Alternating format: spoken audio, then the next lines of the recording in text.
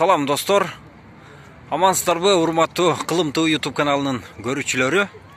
Сиздер менен көптөн бери канал аркылуу байланышпай калдык эле. Бүгүн 18 апрель 2022 жыл.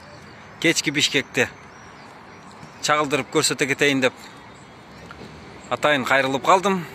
Бул жер Бишкек шаарынын Токтогул Сатылганов атындагы филармониянын алды. Мына ушул жерге караңыздар, сонун кылып тюльпан гүлүн эккен экен, отургузган экен.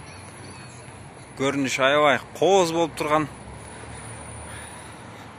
Жаштар эс алып, шаар тургундары айланада.